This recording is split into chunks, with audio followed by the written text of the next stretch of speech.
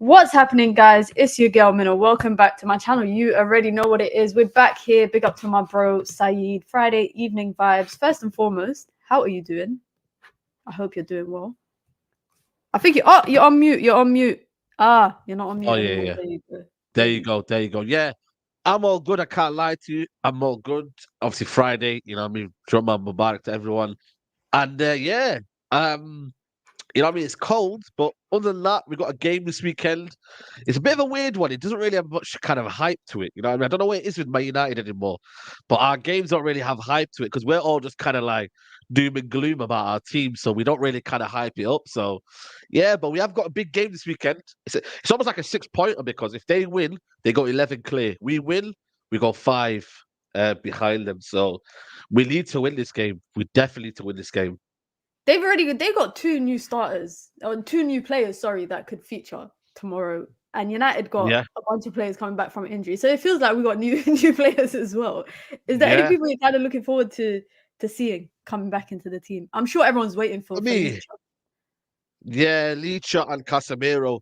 I don't know if they'll start, to be honest with you, but I think them being around the squad will help us massively. But I can't lie, man. Johnny Evans, does he deserve to be dropped? I don't know, man. He's playing well, to be fair, but it's crazy. Varane's in there. Varane doesn't deserve to be dropped, but this is where you got to make your decision as manager, you know what I mean, for the betterment of the team. I wouldn't rush with Sancho.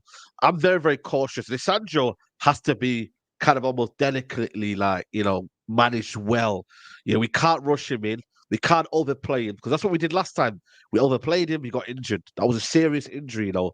And sometimes, you know, when you get them injuries, it can ruin your career. So I hope we've not rushed him because the difference between playing training when nobody's meant to tackle you, there's no impact, there's no nothing, compared to you go to a team where, you know, they want to beat you and they want to win the game. So by all means necessary, they will do that. Yeah. So yeah, I want to rush, but Casemiro's one of them where I'm like, he can adapt easily, but not Licha. My only worry with players being rushed back is Lisandro, I feel like, was rushed back from his last injury. Yes. And then he got injured, obviously, early this season. Ten Hag has this philosophy that when people get injured and they come back from a long-term injury, they kind of get eased back in. I want to see if that's going to be applicable with these players, with the Eriksen's and, you know, because Eriksen is back as well. Obviously, Casemiro is the big one that's going to be back, and Licha. I'm hoping that is more confident for us because I'm not going to lie, every video I've been watching build up to this game on Sunday, and you're right, I don't feel like it's been really hyped up much. Every video I've been watching, United fans have no faith that they can get a result, let alone win. They don't even have faith. But but I feel like it's been every game though this season but you never know, Nottingham Forest, you never know where Stam with Pekka. I feel like every game this season we've kind of looked at it where we're like, nah, maybe the Chelsea game. I'm like, yo, like we have to beat Chelsea. We definitely will beat Chelsea. But the rest of them, I'm not gonna lie to you. You know what I mean? Nobody's really kind of felt confident, like super confident. We're gonna smack them up 3-4-0. Like we haven't felt that, and that's an indictment on the manager, the players, the football club, everything like that. So, yeah, I think for me, you know, when I look at United this season, we've lost 9 games this season, which is crazy. The losses for me, some of them have been pathetic. Like, you know, when you just say like needless losses, like, why did we have to lose to Crystal Palace at home? Why did we have to lose to Bournemouth at home? Why did we have to lose to Nottingham Forest away. Like these kind of games, Brighton at home, like they're so needless defeats. Like It's not you even know what that I they're mean? Like needless defeats. I think the worst thing is poor performances. So inevitably you're gonna yeah, lose. there you go. If there Even was better, games where even better. we were battering them and like Bournemouth, if we were battering Bournemouth and we lost to a last minute goal, I would be annoyed, but I would just be like, you know what, it is what it is. But the fact that it's poor performances on top of that, it's a On top of battering. that, It's three goals yeah. you're conceding at home.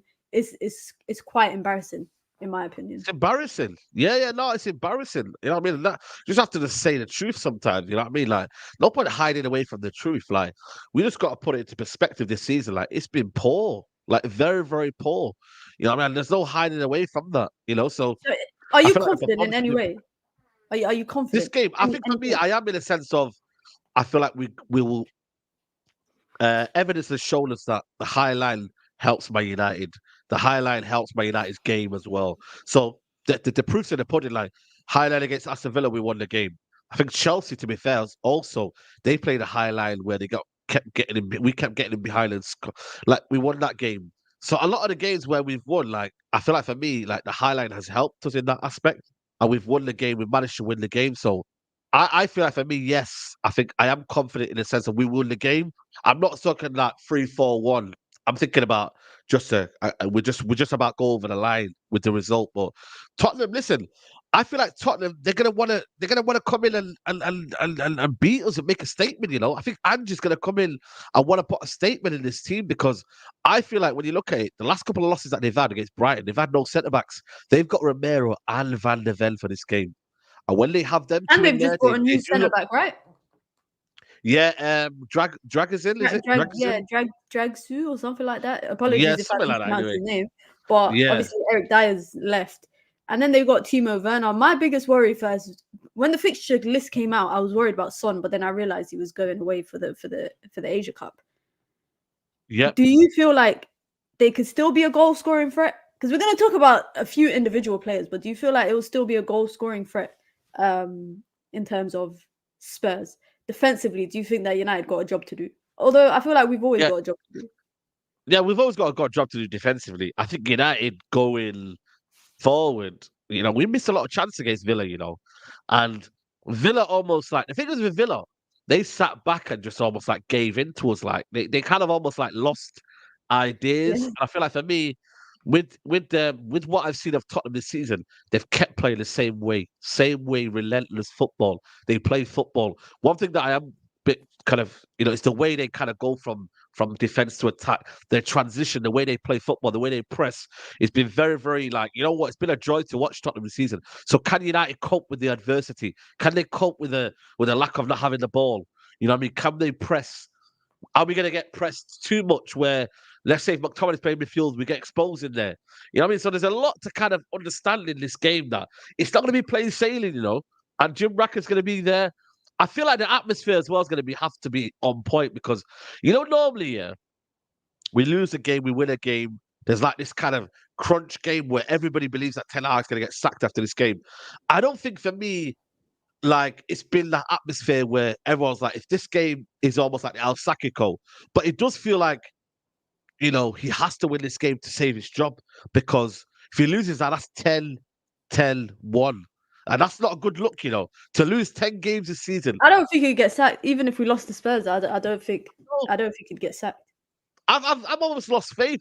And listen, people can say that's crazy to think that you've lost faith in the board sacking him, but I feel like what more is it going to take for him to be sacked to almost end the pain? Because it's like we need to see an upturn in results. We need to see consistency. But the problem is we have now is we've got this game, we've got a 2-week break, and then it's Wolves. So you don't really have that much kind of like confidence going to the next game because it's like that game was 2 weeks ago. So then you go into Wolves. What do you do against Wolves? And then you got Villa away. So it's. I think we got FA Cup game before that against what's the team? Newport. Oh yeah, is it? Newport. FA Cup is end. But then again, what would that show us though? What will that show us though? What will that still go with a strong team? I think he will. I think every game of the FA Cup, as far as United make it, I think the manager will go with a strong team. The reason why I say I don't think he's going to get sacked is because I feel like right now he's still in a position to salvage the season. I feel like once he gets to a place where United inevitably are out of top 4, top 5. Europe is looking a bit unlikely, and maybe it's a Conference League thing. I think that's the point where they pull the plug. But also, I feel like INEOS are coming in. They've got a lot to do. They've got to, restructure the club from top to bottom. And I think the manager is not the most important thing. Like we're seeing with the transfer window so far, and we're going to talk about it. A lot of it is getting players out the door. That's what they seem to be looking at. Not only that, they're trying to sell players for some sort of profit. So they're looking at academy players that they can sell for some sort of profit. It's crazy. And we're going to talk about it. We're going to talk about the barrel, We're scraping the barrel. Let's talk about it, actually, because my biggest shock, is honestly Alvaro Fernandez. Like, I know a lot of people are outraged about it, but I'm so shocked about him and even Hannibal, because I watched them a lot last season because I was doing a show on United View called The Loan View. So I was doing shows about players that were on loan. And them two and Ahmad, them three had the best loan spells out of everyone last season. Ethan Laird had a decent one. He spent a bit of time injured, but he started very good. Alvaro Fernandez, very phenomenal. Good. Yeah. Hannibal, very good at Birmingham. A bit temperamental. He's got a bit of a temper, but we know that it's that North African genetics. And then Ahmad, great season on loan. And it seems like United have no interest in giving these players an opportunity, like a free run at a position, to kind of see if they're even worth kind of integrating into the squad. Hannibal has had more games, obviously, than Alvaro Fernandez. I ain't seen, Alvaro went out on loan. I think it was to Granada or something. He didn't even get the opportunity to play maybe one game at left back when we had to go into the summer transfer the last day, get Reguilon on a deadline day loan because we had no left backs because all our left backs were injured. And now they want to sell him to Benfica for a sell on obligation to buy, that I think was 10 million euros, which would probably be... That's bad. Yeah, but you know what's bad about that? They I think Record Portugal reported that it was meant to be a straight 10 million. Then Fabrizio Romano said, no, it's not, but there could be a possibility of it being, what do you call it? It's going to be the option there for them. So I just look at I just think there's a bit of a situation going on. I don't know if you heard about Isaac Hansen. He's now looking at possibly leaving. Yeah. I look at it now. I just think that they're thinking, right, if we don't get an opportunity in the FA Cup, the Carabao Cup, we're out this season. We don't get an opportunity in the FA Cup. Like, they're at that age now where they're seeing ballers play at young age, like Rico Lewis, Oscar Bob. You're looking at other clubs, certain players are coming out early in their development years. You know what I mean? And I feel like for me, it's one of them where Alvaro Fernandez has every right to go to Benfica, where they actually have a good success rate. Look at their success rate for developing young players. They're going to sell him on for like 50 million. He will have a, and I know he's going to find a way to get 50 for him. Real Madrid, Barcelona, top club will go and buy Alvaro Fernandez when he's 23. How old is he right now? Is he 21? Is he? He should be 21 or 22. He's 20. He's 20. 20. That's even 20 younger. years old. He's going to be 20 in March. He's going to be 20 in March. So let's say he stays there for about 2 or 3 years. 2 or 3 years.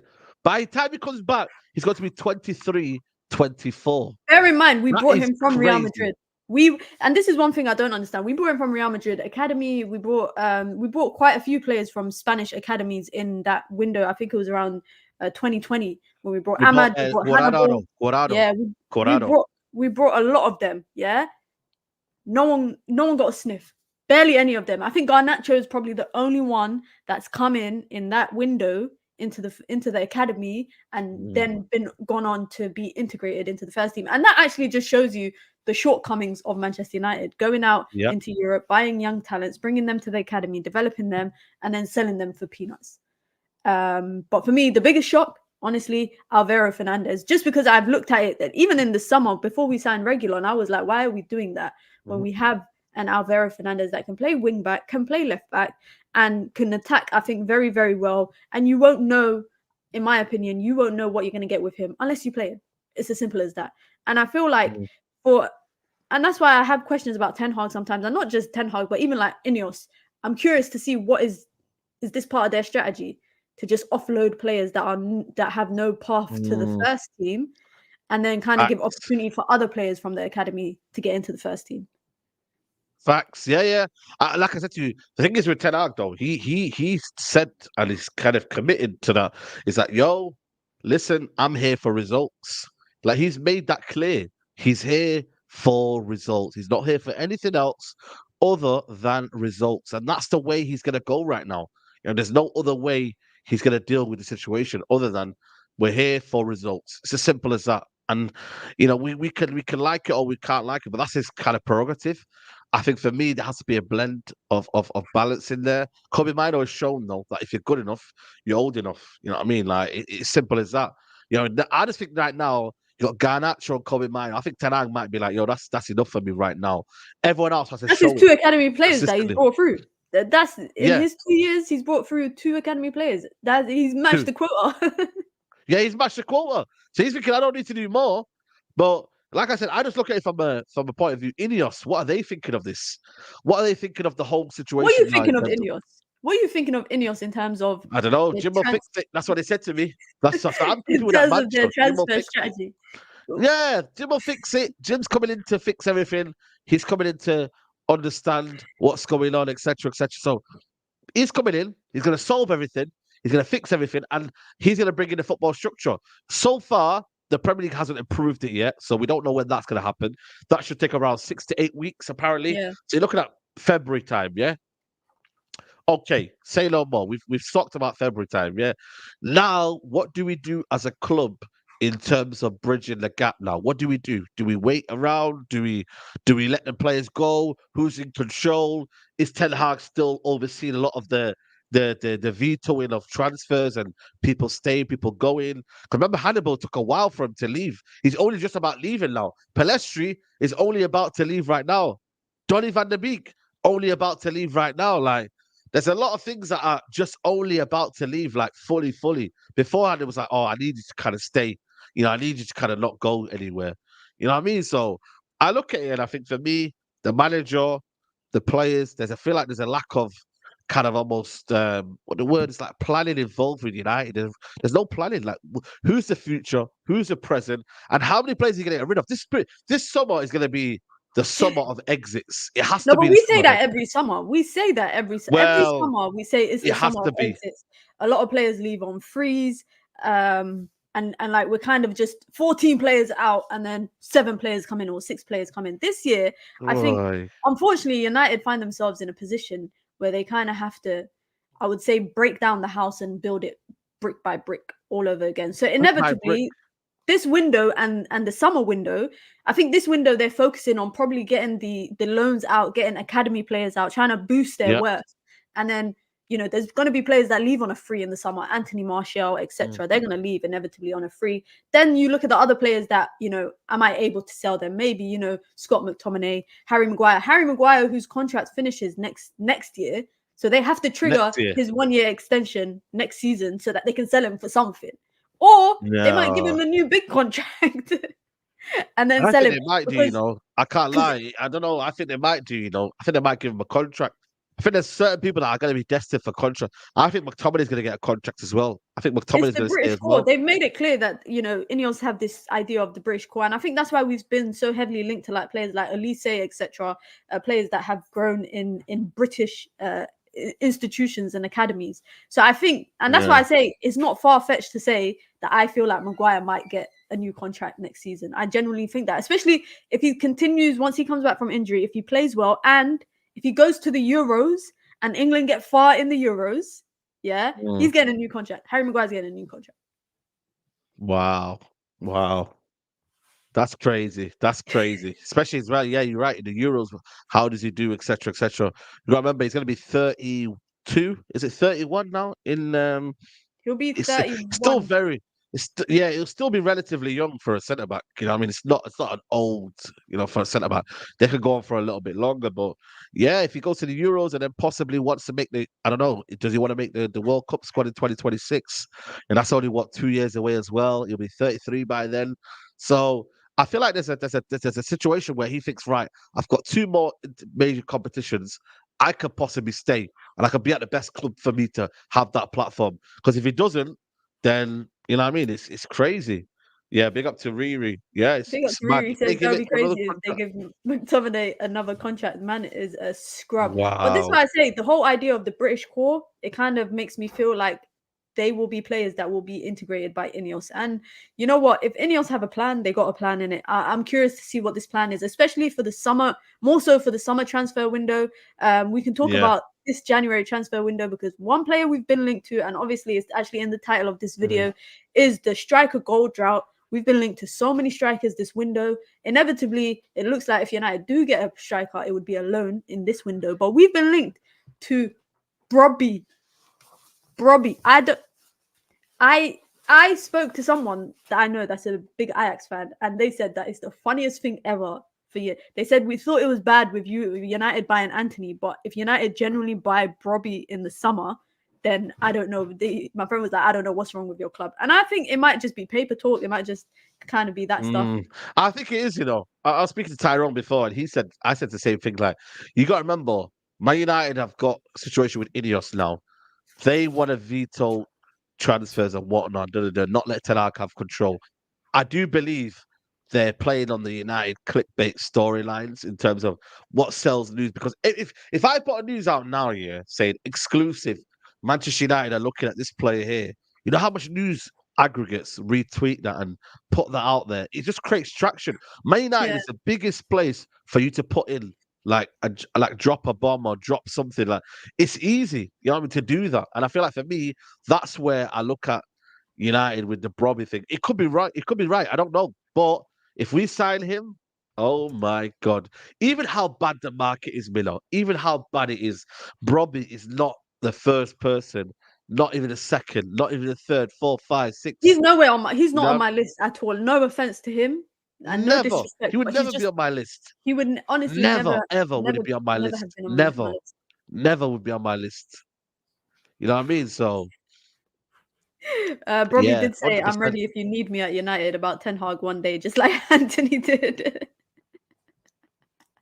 I didn't know he said that. I actually didn't know that he said that. We've been linked to obviously a lot of strikers because it's interesting because Rasmus Hojlund is obviously struggling this season. I don't know if you would actually say struggling. Some people say to me it's not struggling and he's just trying to find his footing in a new league and new manager, new tactics, etc. Yeah. But if we're linked to a player like Brobby, I feel like it defeats the purpose because he's a young player. Hojlund is a young player. Where are we going to get the experience from in terms of a number 9? I personally, and you lot know, it's not a stream if I don't mention it, but I would personally go for a striker that's more experienced, if it's a Mehdi Taremi, and have Hojlund as another option up top, because this season I feel like he's struggling. Do you think that he doesn't get enough criticism or backlash? Because any other number 9 had 1 goal in the Premier League in 4 months. I don't think people would be this quiet. No, that's the thing for me with Hojlund. No, I just feel like for me, like I just want, like you've seen it with Nuruddin, like I just want valid criticism. That's all it is, like valid criticism as to what's going on. You know what I mean? That's just the way I kind of look at it for me. Like I look at the situation with this. I think for me, it's getting better now. I'm not gonna lie to you. It's not as if he's not getting any at all. I think his movement. That's for me the biggest one for me. Is his movement is very poor. The second chance I think he had, that was the one where I was like, wow, you've got to anticipate that. Yeah, the keeper made a mistake, but I feel like you got to be on your toes though. Like how many strikers like Haaland, if they weren't on their toes, like the amount of chances that I think Haaland has scored from being just a fox in a box and just being like very aware of where it's gonna land, like has been very like mad when you deep it. Like, you know what I'm trying to say? Like, I've never seen a player like that in that kind of way. So I ain't gonna lie to you. I feel like for me, it comes down to the point of where is Hojlund going to get the service? Are we patient as a fan base? I don't think we are, because we've only got one striker and the other one, Martial's not fit. We're kind of maybe taking our, what's the word I'm looking for now? We're bashing him because there's no anyone else to bash. Yeah, we Because ain't he's the really only one available. got the pick of the bunch. We ain't really got the pick No, of the we bunch. haven't We got the just pick of the got one. bunch, and that's not down to him. But then also, I also have watched him last season at Atalanta. A lot of people might not have the advantage of watching him previously, but I did, and ultimately, you know what I mean. it's one of them where, you know, he wasn't a kind of a number 9 for me. He was more of a winger, playing on the right hand side, right forward. You know what I'm saying? Like, that's what I kind of looked at him more so in that aspect. You know, so yeah, that's just the way I kind of look at it for me. But I feel like ultimately, he's being failed. I feel like he's being failed by the club, mainly because I say this in. Why would you go out and like we could talk about the transfer fee in it? Why would you go out and spend 70 million on a young, inexperienced striker? You're basically betting on this player to become a good striker, you know, yeah, prospect. You're betting on the potential of what they could possibly be. In that time, Manchester United needed a proven goal scorer. And I feel like, you know, we could sit here and talk about, oh, you know, if we didn't buy Mount and Hojlund, we could have brought Kane. And we could talk about all the ifs and the buts and all of that kind of stuff. But essentially, I feel like the club kind of set him up to fail because you brought him for big value, playing game in, game out, running him into the ground. Yeah. Not only does, you know, he look unfit sometimes, a lot of the players look unfit throughout the season. 60th minute, they're all gasping for air. So clearly there's something in training that's impacting everyone's conditioning. On top of that, don't know if he's told to fight the players, the centre backs that he's playing up against, and it seems like he's not good in the air. So a lot of the time when he's starting up top, I don't know if you lot realize, United don't cross the ball in, and we say this all the time. Why don't United cross the ball in? Because we've got a striker in the box. But from that Wigan game, I clocked this guy's not good in the air. He is not as good as I thought he was, and he's always got McTominay running in behind his shadows. So even if he doesn't get onto the end of it, he can't get onto a scramble because McTominay's gone to the end of it already. And essentially, it's like I feel like he's stuck in between two things. It's like you're damned if you do, and then you're damned if you don't. I think Hojlund coming into United should have never been 70 million. Number one. Number two, he should never have been the starting striker immediately from when the season started. 2 strikers should have come in, a more experienced one to kind of take the load off. And you look at Anthony Martial, who's been available throughout most of the season so far. And right now, I don't even know. I think I saw a report that said that he was they decided not to play him leading up to the January window, to just not impact his selling value. But he's now decided that he doesn't want to go anywhere and he's staying. So does that mean now he's available to play? Because he missed a few games because of illness. I don't know if you remember. He missed a few games around the same time as Rashford because of illness in the December period. But is that now United saying that he's not going to play? Now it says, but now Ten Hag saying he's unfit. Now he says he's not fit up to saying he's been ill for a while. Like what's like generally, that's why I just don't believe anything that comes out of Ten Hag's mouth. Anything that we're saying right now, it's just, for me, it's just waffle.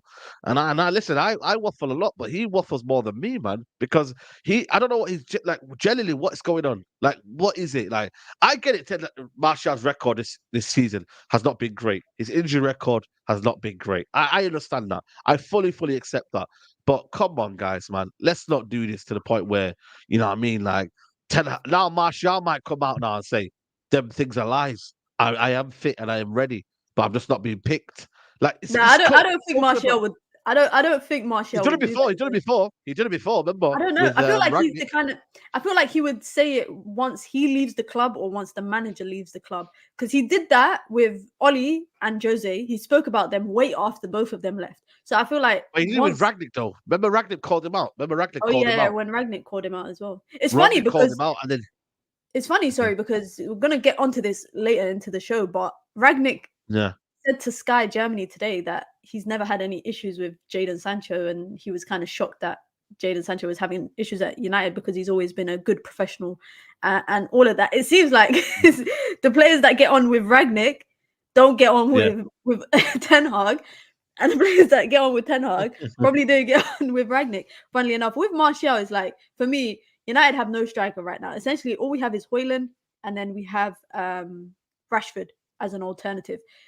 Martial should be that option too. Apparently, breaking news: Swedish Football Federation has met with Ole Gunnar Solskjaer about becoming the new Sweden boss. Also, Norway, but he's rejected Norway as well. Apparently, he rejected the Norway women's team as well. The Norwegian women's team wanted him, and he rejected them because he said he was waiting for something else. Sweden have a decent team. I'm not gonna lie, they've got a decent national team. What happened to Besiktas game? What happened to the Besiktas manager role? Did he not want that one as well? No, I think he wanted an international role because his daughter plays professional football. and he's a big part of Oh, like traveling around with her. And she was at the United Academy when he was at United. So I think a big part of his career right now is that he wants a international job because it gives you that flexibility with family, innit? okay. Yeah. Alanga Okay, getting fair enough. reunited with him. Shout out to Alanga. Yeah, exactly. Elanga. By the way, do you see Elanga about for Sancho and that? Even Let's apparently talk about Rashford has let's talk about the congratulated. Sancho thing. Let's talk about the Sancho thing. Obviously, if Yeah. you live in the only way you don't know about it is if you're living under a rock. Jadon Sancho joined Borussia Dortmund on a loan. I'm gonna quickly actually read out before we go into the what your opinion is about it, and because I've seen the fan base is very split on the idea of him coming back or not. From what I've seen online, it seems like the fan base is very, very split. Eric Ten Hag was asked today in the press conference about Jadon Sancho's departure, and he said the most bluntest thing I could probably imagine that he would ever say. He just said, "I hope he's doing well, so I wish him the best of luck." That's it. And then the journalist said to him, Yeah. "Is that all?" And he goes, "That's it. I hope he's doing well, and I hope he has success." That's it. He don't care. He don't care. He don't want it back, man. He don't want it back. Sancho, Definitely, he don't want it back. Sancho was there kissing the Dortmund flag, saying it's good to be home. Yeah. He looked like he was late to his own medical. Can you believe that? No, I think it's because it was at 11 o'clock. It was because it was at 11 o'clock. I think they were I don't know having what time it is, but they were taking around. the piss. The Borussia Dortmund were taking Yeah, the piss in the video that they uploaded also, saying you're late. Did you not see the manager? Did you not see the manager? What he said? He goes, "You don't like training. You don't like training, do you?" He said, "I'm happy." Shout out to Sancho in it because he posted a picture saying, "I'm glad to be back on the pitch." Everyone was liking it. All the Mbappe, flipping Vinicius, Bellingham, all of them. Like even Benny McCarthy, Manchester United coach, commented on it with the crown emoji and the fist like this. Basically, I guess essentially wishing him good luck. I hope he's successful. That's it. The problem for the summer is the problem for the summer in terms of whether he stays or he goes. What I don't want and what I kind of anticipate will happen is he has a bad game. People are going to be on Twitter saying, "Oh, look, this is the guy you are defending." He has a good game. People are going to be online saying, "Oh, look, you see, you sided with the manager over this guy." Either way, it's toxic. It's going to be either way. Either way, it's going to be very, very toxic, and that's the problem. I mean, we listen. It is what it is, man. He's got to do his thing. Like, I just wish him the best. A lot of people online are just very, very edgy, man. Like, they have an opinion, but like they're just almost like trying to say like he will do badly. Why are you taking his side? I'm not taking anybody's side. I made this clear. Like, Ten Hag should not have said what he had to say, and if he did say what he had to say, fair play to him. Sancho defended himself, and people are there moaning at Sancho for defending himself. Like, make it make sense. People are saying to Sancho to apologize. Personally, for me, I said to people, "Yo, if someone's calls you out, then should you really apologize? Because if you think it's unfair on you, then should you really be apologizing?" That's just the way I kind of look at it in that regards. You know what I'm saying? So I have always remained in the middle. Never ever took any side. Never ever took any way. Do I believe Sancho has been harshly treated when you look at the forwards that have played this season? I think so as well. Do I look at the season of pre-season when I looked at Sancho being in the false nine role and then all of a sudden he's not in the team? Why did that happen when we were playing very, very well in pre-season in that false nine? We didn't have a striker. He then went with Rashford. Then obviously it's trying to change from there. So yeah, man, I look at the situation right now. We moved on. Sancho goes to play football, and it is what it is. Do I believe Ten Hag's going to be in the role in the summer? I don't think so, personally, for me. So do you think if Ten Hag's not in the role in summer, do you think Sancho still stands a chance in terms of coming back to the squad? You never know. I look at the way he was yesterday. Yeah, he looked like he was happy to be there. So he just looked happy. He may come back. He looked happy. He may come back. He may not. But I genuinely don't know. You know what I mean? Because again, it depends on how he is, how he performs, how he gets along. And Europe isn't bad anymore. I feel like Europe now, playing the Bundesliga, yeah, you want to play the Premier League, but I think the Premier League is very, very like, look how many players are not performing that are good players like Enzo Fernandez. It's not an all MB like the Premier League. Like, I think Enzo Fernandez is I'm not gonna lie, Enzo Fernandez, I feel like his move to the Premier League was a bit premature. I think he should have waited it out at least till the summer before. Same with Sancho. Sancho was a whole year. Sancho was a whole year overdue. We started talking to Borussia Dortmund. I don't know if you remember the summer before. But misprofile though is what I meant. misprofile. I think they. Yeah. I'm sorry to cut you, but I just think like Jadon Sancho is another example of United buying a player that they don't really. They need a right winger, but not a Jadon Sancho type right winger. Let's be honest. That's not the kind of right winger United fans wanted. It wasn't the kind of right winger I think Ole Gunnar Solskjaer needed at the time. Jadon Sancho was, I'll say it, shiny goods. He was an English youngster doing well, amazing in the German league, doing well in the England national team, you know, and could come to Manchester United and possibly be, you know, the English young player that a lot of other clubs had. You know, the Fodens, the Mounts, Chelsea had Mount, etc. Liverpool have Trent, all of that kind of stuff. So essentially, that was the kind of player he could have been. I think Jadon Sancho would have suited any other club in England but United. But essentially, like we ended up buying him. And you're right, it's kind of misprofiled. And he's just going to go on another long list of players who have come to United and failed in the last 10 years. Unfortunately, he's going to go on the list of big signings that have been shit at United. Yeah. You know, you think of everyone we signed, Lukaku, Pogba, Di Maria, all the big value, 60, 70 million plus. He's just going to be another one on that list. Yeah, there you go. So, listen, I look at it and I think for me, Sancho, you know, maybe the way we're going on right now, like we might need to buy a whole kind of wingers in terms of Anthony with the other manager, new manager, if he comes in, want him. You know, Amad Diallo, if he gets frustrated, does he want to stay here? You know, there's a lot of like, I feel like the winger situation at United is going to be very, very interesting if we go and get wingers like Garnacho. Is he ready to be relied upon like week in, week out? You know, Rashford, you know, I mean, he's now getting 26 now, 27. Can he manage that left wing side role now as well? So, you know, there's a lot of things to kind of delve into that people don't that seem to be dismissing. Like the winger situation is very, very key because United have a lot of wingers, but we don't really know who's our best two wingers. Nobody knows our best two wingers. They're so hit and miss.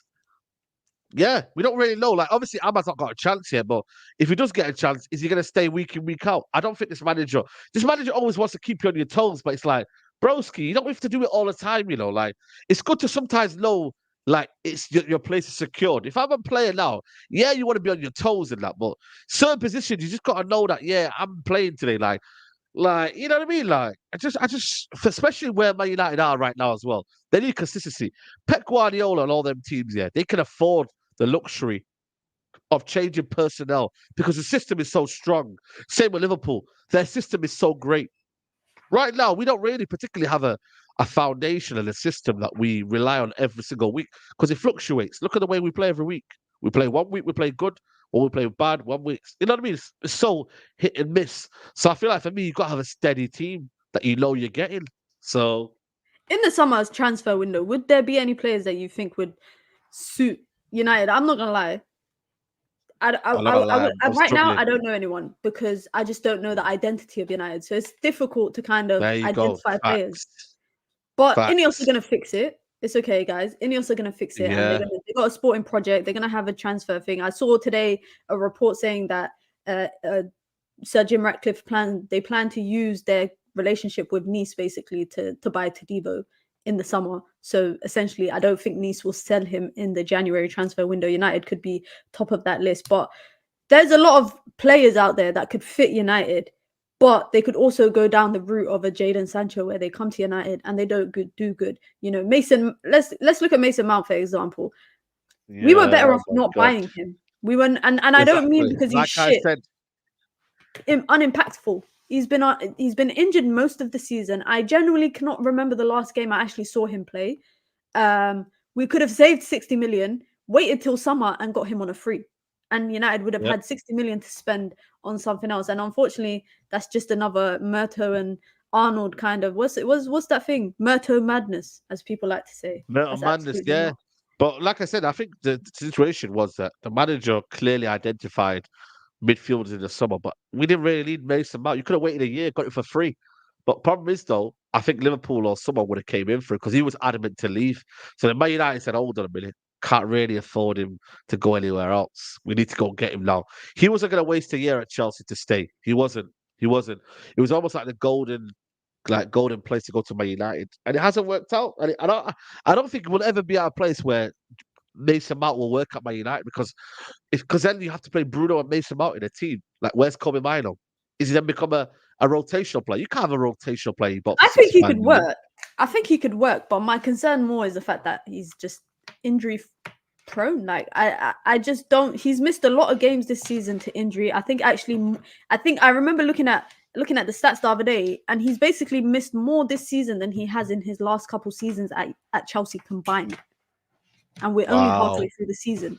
Let me double check. I'm going to double check those numbers just to give you exact numbers. I think he missed a couple of games at Chelsea, though. He was missed out a for a couple while last at Chelsea. season. Yeah, he missed a couple last season. So, so far this season, he's missed 17 games. He's missed 17 games. How many games have we played? 20. We've played 20 Premier League games, sorry, but then Champions League, all of that. So it's a bit more than that. So he's missed altogether 17 games so far this season. At Chelsea last season, he missed 12 altogether. Yeah, just checking it now. The season before that he missed 4. And then the season before that, he missed he didn't miss any. The season before that, he missed 1 with Chelsea. So in total, he's missed about 7 you lot are seeing me doing maths live on stream. Yeah. 12, 13, 14, 15, 16, 19. In his time at Chelsea, he's missed 19 games. Yeah, and that's over 4 years. That's from 1920 season to 22, 21, 22, whatever. This year alone, he's already missed 17 and probably will miss more. Before that, at Derby, he missed in total in one season. I think he missed about 22. So he's about to break that record, which was probably his worst time in terms of injury. So the reason why I don't think that we will reap the benefits of Mason Mount is not because he's not a good player, but I just think this injury problem is a lot bigger. I mean, it's being reported as unknown. They don't know what the injury is. So clearly it's not been disclosed, but it looks like historically it's been ankle injuries that has been keeping him out. Historically, that's what it looks like. And it's just unfortunate because it's like United didn't do their due diligence. They didn't kind of they didn't kind of plan effectively when it comes to buying players, and essentially just brought players that have injury problems. We basically, like I said, spent 60 million to basically have nothing. To have absolutely nothing. Yeah. A lot of people, by the way, on this channel don't rate Mason Mount at all. No matter what, I always try to be positive with him and say he needs a good run of games before we should criticize him. A lot of people in the chat, they don't rate Mason Mount one bit. Oh, that's crazy, man.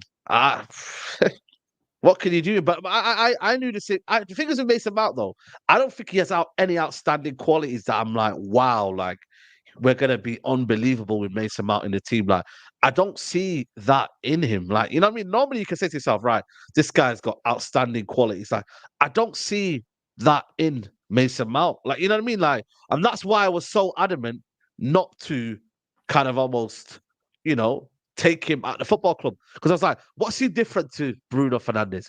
What's he like? He runs around a lot. And I remember, I made a tweet at Crystal Palace game and it went viral, I said, Mason Mount's covering a lot of space, but he's not really doing anything. And everyone was like, oh, but Saeed, you're negative. He's actually doing something. He's impacted. I said, guys, he's not doing anything. And it's been the same situation throughout the whole season. He has not done anything that has made everyone go, wow.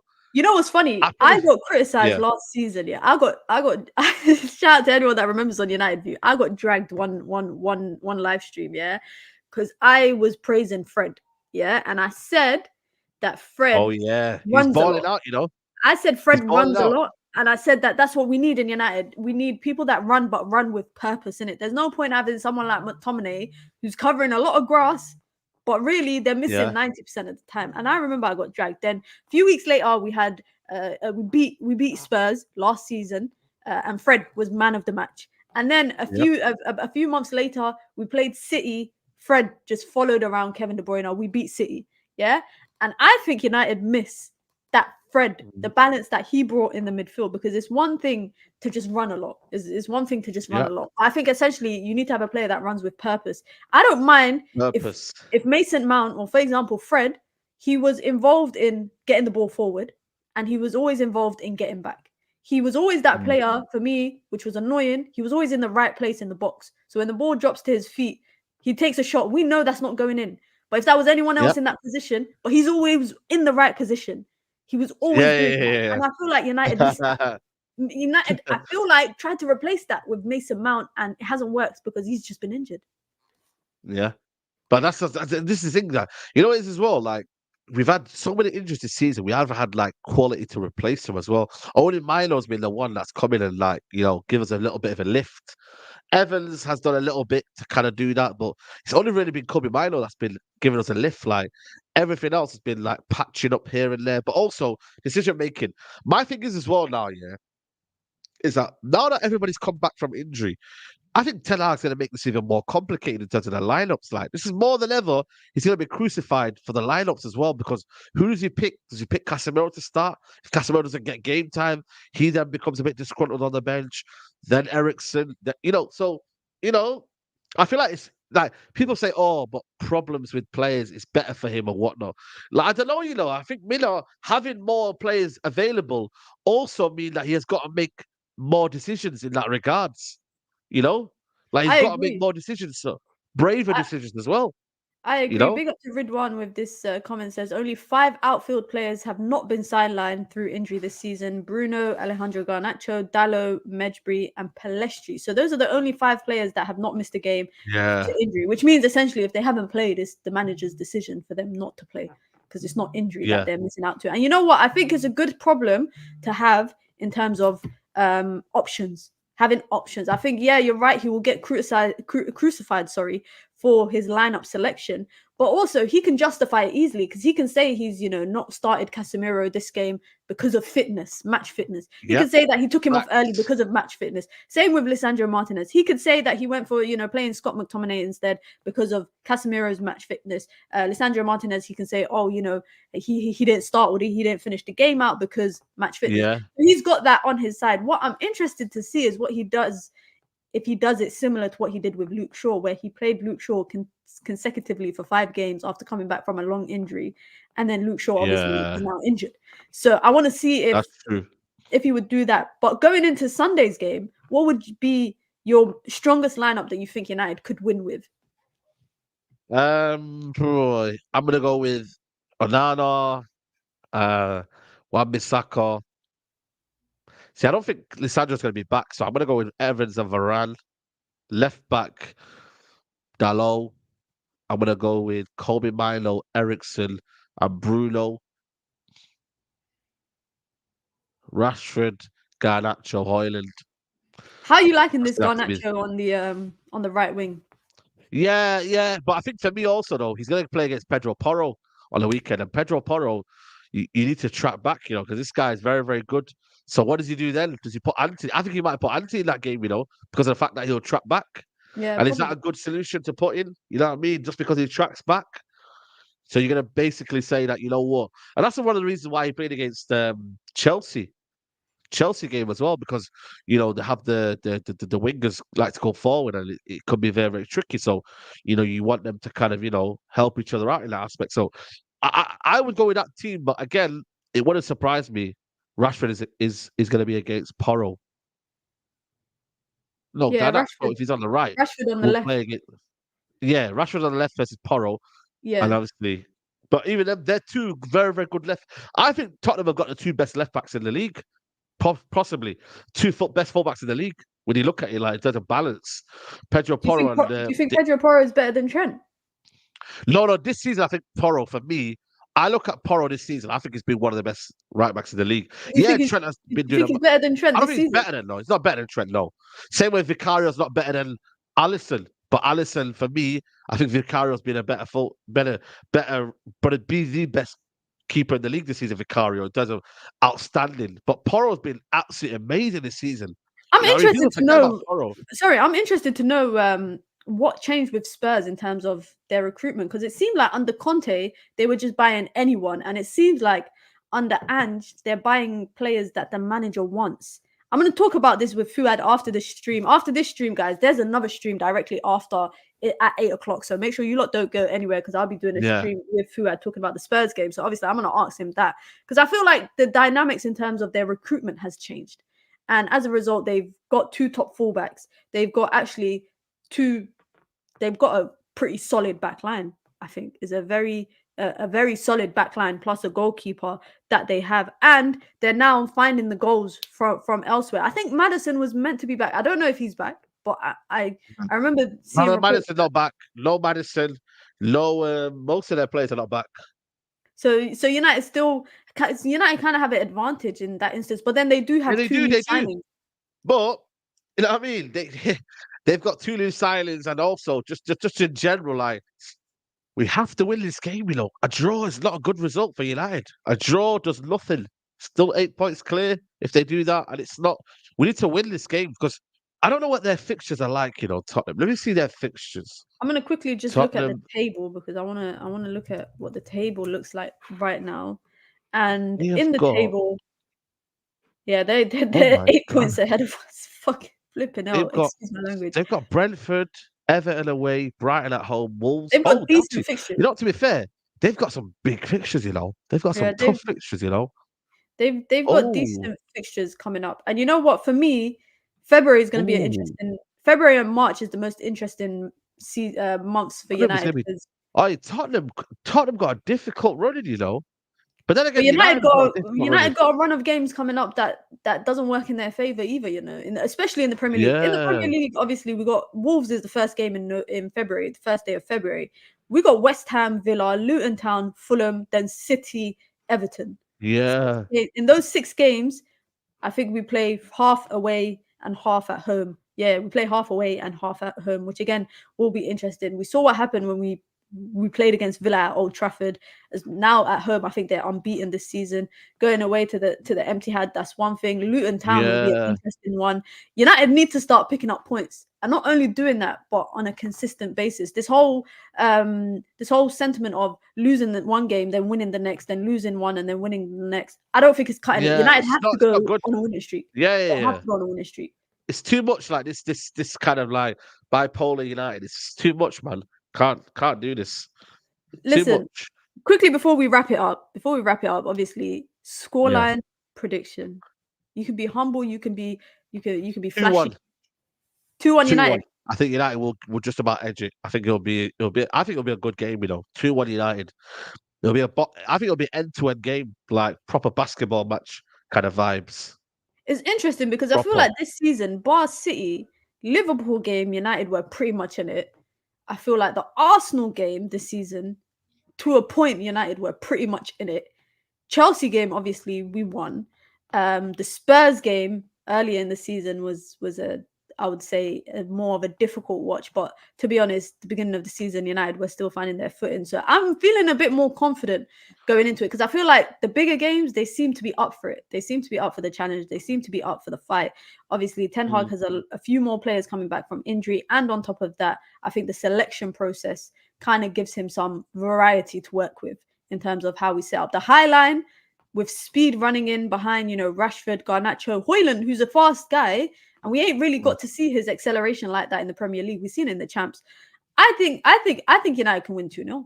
I think United can win 2-0 and keep a clean sheet. You know what? Saying that. I'm only saying that because Andre Onana, brother, you decided to leave Cameroon. You decided to go to Cameroon late. You're going late to AFCON. You better keep a clean sheet. You better keep a clean sheet.